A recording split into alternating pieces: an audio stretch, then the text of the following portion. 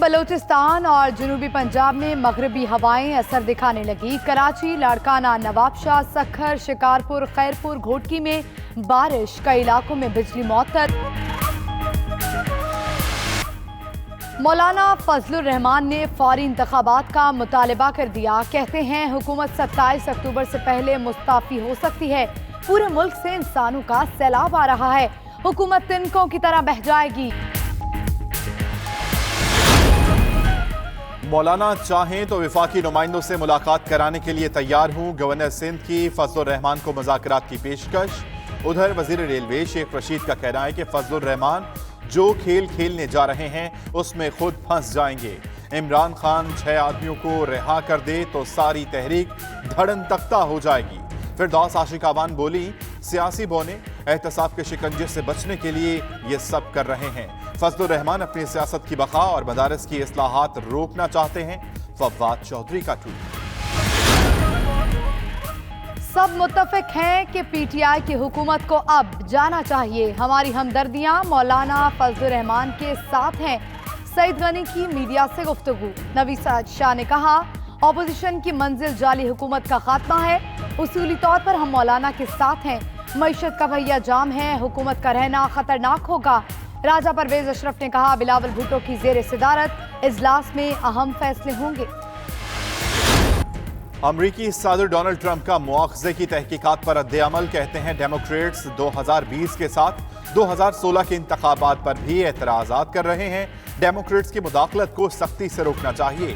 اپنی جماعت کے سینیٹر مٹ رومنی کو بھی کھری کھری سنا دی۔ مزید کہا، یوکرائن کے صدر سے بات کرنا کچھ غلط نہیں تھا۔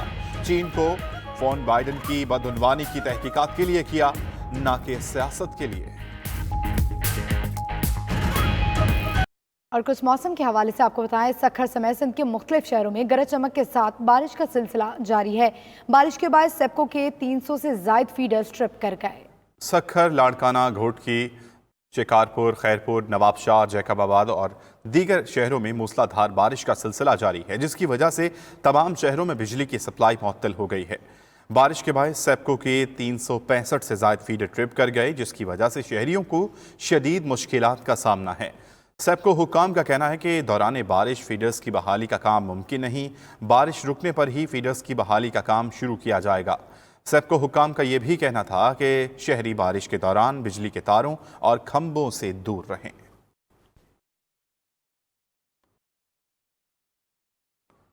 کراچی کے مختلف علاقوں میں وقفے سے ہلکی بارش کا سلسلہ جاری۔ ملیر، گلشن اقبال، گلستان جوہر، گلشن حدید، لانڈھی، کورنگی اور اولڈ سٹی ایریا میں بارش جاری ہے۔ مزید جانتے ہیں اپنے نمائندے ارسلان سے۔ ارسلان، بتائیے گا محکمہ موسمیات کا کیا کہنا ہے، کب تک یہ بارش کا سلسلہ جاری رہے گا؟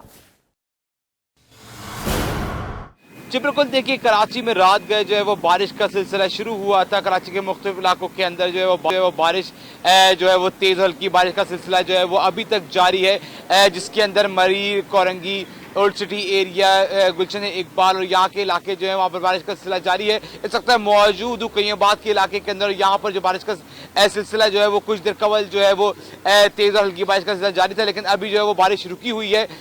موسم جو ہے وہ بہت ہی خوشگوار ہو گیا ہے۔ کراچی والے جو ہے وہ رات گئے جو ہے وہ مختلف ریسٹورانٹس اور تفریح مقامات کا جو ہے رخ کرتے رہے، جبکہ اگر میں بات کروں کہ سڑکوں کی، تو سڑکوں پہ جو ہے وہ بارش کا پانی بھی جمع رہا، جبکہ محکمہ موسمیات کی جانب سے یہ کہا جا رہا ہے کہ صبح سویرے تک جو ہے وہ بارش کا سلسلہ جاری رہے گا اور جو ہے تقریباً 12 بجے کے قریب جو ہے وہ بارش کا سلسلہ رکے گا، جبکہ جو ہے وہ کراچی کی سڑکیں جو ہے وہ جو سڑکوں پہ تھوڑا سا پانی جمع ہو گیا ہے، جبکہ لوگ جو ہے وہ ابھی بھی جو ہے وہ مختلف تفریح مقامات کا رخ کر رہے ہیں۔ جی بہت شکریہ ارسلان احمد، آپ نے اپڈیٹ کیا۔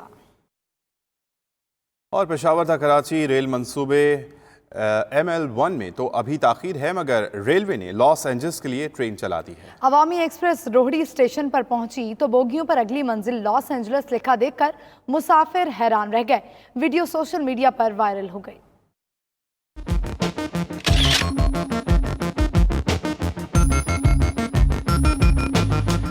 کمپیوٹرائز ٹرین تھی، لوگ شرارت کرتے ہیں۔ آج کل کئی لوگ سوشل میڈیا پہ ایسی فلمیں بنا لیتے ہیں کیونکہ اندر سے وہ اس کو ٹک ٹک کرنا ہوتا ہے، تو اس میں کیا کمال ہے، ہم لاس اینجلس بھی اللہ چاہے تو جا سکتے ہیں۔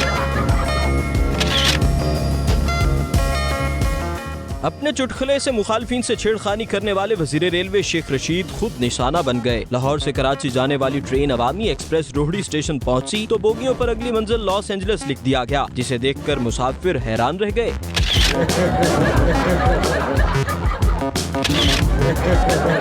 معاملہ وزیر ریلوے شیخ رشید کے علم میں آیا تو بولے، کمپیوٹرائز سسٹم ہے، لوگ چھیڑ چھاڑ کرتے رہتے ہیں، کمپیوٹر کی غلطی سے ایسا ہوا، ہم لاس اینجلس بھی پہنچ جاتے تو کوئی حرج نہیں تھا۔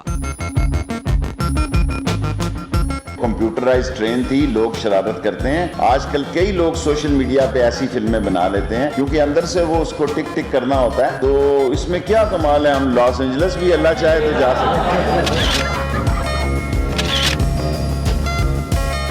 وزیر ریلوے تو اس اقدام کو کمپیوٹر کی غلطی قرار دے رہے ہیں، مگر سوشل میڈیا پر خوب تبصرے ہو رہے ہیں۔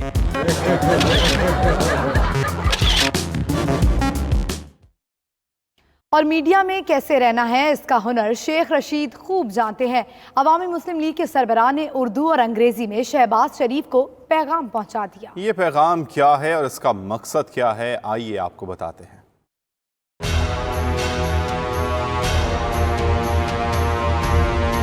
میں کہہ چکا ہوں کہ شہباز میری پارٹی کا آدمی ہے، سمجھدار ہے، لیکن وہ پھنس گیا ہے۔ ایک طرف اس کا خون ہے، دوسری طرف اس کی سیاست ہے۔ نون لیگ کے دو ٹکڑے ہو چکے ہیں، بے شک شہباز گھر بیٹھے خاموش رہے، یا کمر کا درد آپ کو پتہ ہے نا، ایک دو درد اور بھی پرانے۔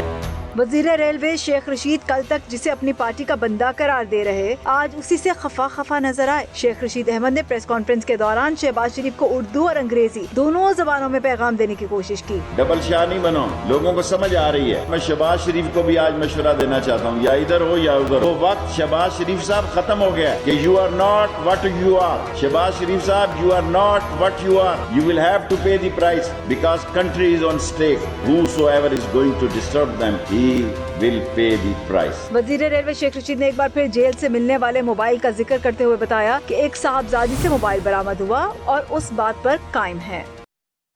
اور ڈیرہ غازی خان کی تحصیل تونسا شریف میں حضرت شاہ سلمان اور ان کے پوتے حضرت خواجہ نظام الدین کے 3 روزہ عرس کی تقریبات کا آغاز ہو گیا ہے۔ مزید تفصیلات جانتے ہیں ہمارے نمائندے یعقوب بزدار سے۔ یعقوب بتائیے گا۔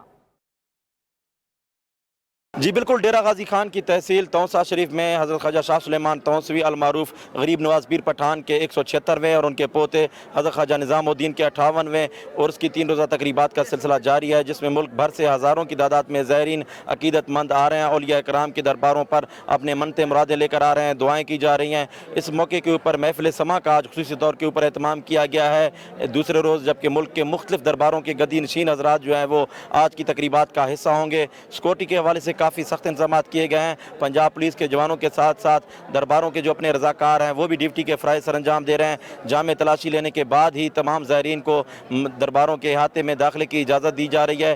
کل عرس کی تقریبات کا آخری روز ہوگا، ختم شریف اور محفل سما کا جو سلسلہ ہے وہ کل بھی جاری رہے گا۔ بہت شکریہ یعقوب بزدار، آپ نے آگاہ کیا۔ ادھر حافظ آباد کے فٹ بالر کسی اچھے کھلاڑی سے کم نہیں، مگر ان کو کھیل کے لیے میدان دستیاب نہیں ہے۔ مزید اسی پر بات کریں گے ہمارے نمائندے عرفان نعمت سے۔ عرفان بتائیے گا، کھلاڑی کیا کہتے ہیں؟ جی بالکل، انسانی زندگی میں کھیلوں کی بہت اہمیت ہے۔ کسی بھی صحت مند معاشرے کی تشکیل کے لیے کھیلوں کی حوصلہ افزائی بہت ضروری ہے، مگر حافظ آباد میں فٹ بال کے کھلاڑیوں کو سہولیات دینا تو دور کی بات، ان کے کھیلنے کے لیے گراؤنڈ بھی میسر نہیں ہے۔ ان کی مہارت کو دیکھتے ہوئے انہیں کسی طرح بھی نیشنل لیول سے کم قرار نہیں دیا جا سکتا۔ ان فٹ بال کے کھلاڑیوں میں طالب علم بھی شامل ہیں اور اپنا چھوٹا موٹا کام کرنے والے نوجوان بھی شامل ہیں، جو اپنی مدد آپ کے تحت روزانہ کی بنیاد پر یہاں پریکٹس کرتے ہیں، خود پیسے اکٹھے کرتے ہیں اور دوسرے شہروں کے ٹیموں کے ساتھ میچز بھی کھیلتے ہیں۔ یہ ایک نوجوان جو ہیں اپنی مدد آپ کے تحت حافظ آباد میں فٹ بال کے نام کو زندہ کیے ہوئے ہیں۔ حکومت ان کھلاڑیوں کی حوصلہ افزائی کرے، سرپرستی کرے، تاکہ یہ آگے جا کر اپنے شہر اور ملک کا نام روشن کر سکیں۔ جی اور آپ کو بتائیں کہ تلا گنگ کے 55,000 ایکڑ رقبہ پر کاشت مونگ پھلی کی فصل ملکی معیشت میں اہم کردار ادا کرتی ہے۔ گزشتہ چند سالوں سے نامعلوم بیماری کے باعث کم پیداوار ہونے سے کسانوں کو سخت مالی نقصان ہو رہا ہے۔ مزید اسی مسئلے پر بات کرنے کے لیے ہمارے ساتھ چودھری نظر حسین موجود ہیں، ان سے بات کرتے ہیں۔ نظر حسین، بتائیے گا کسانوں کا کیا کہنا ہے اس پر؟